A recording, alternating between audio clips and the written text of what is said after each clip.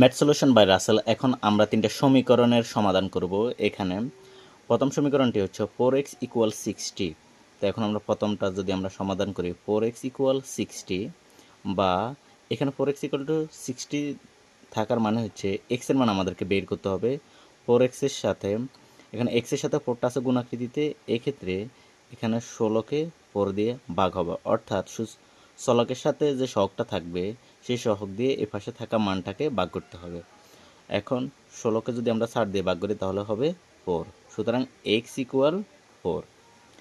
এরপরে আমরা 2 নম্বর সমীকরণটি যদি সমাধান করে থাকি, 2 নম্বর হচ্ছে 5x প্লাস 2 ইকুয়াল 17, বা 5x ইকুয়াল 17, এখানে আছে প্লাসের 2, এটা সমানের পরে চলে গেলে এটা হবে মাইনাসের 2, অর্থাৎ পক্ষান্তর করার ক্ষেত্রে প্লাসের থাকলে হবে মাইনাস, মাইনাসের থাকলে হবে প্লাস। এখানে প্লাসে ছিল এই জন্য সমানের পরে গিয়ে এটা মাইনাস হয়েছে।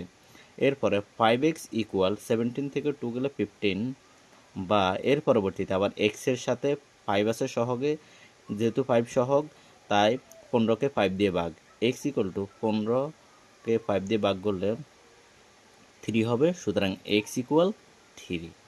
এরপর আমরা যদি 3 নং অঙ্কটি সমাধান করি তাহলে এখন 3 নং অঙ্কটি হচ্ছে 3x মাইনাস 4 ইকুয়াল 11, বা এখানে আমাদেরকে যে -4 আছে এটাকে সমানের পরে নিয়ে আসতে হবে।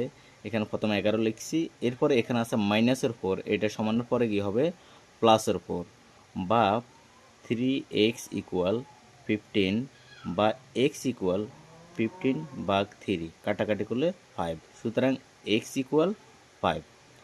তো এখানে আমরা তিনটি বেসিক সমীকরণের সমাধান করার ট্রাই করছি।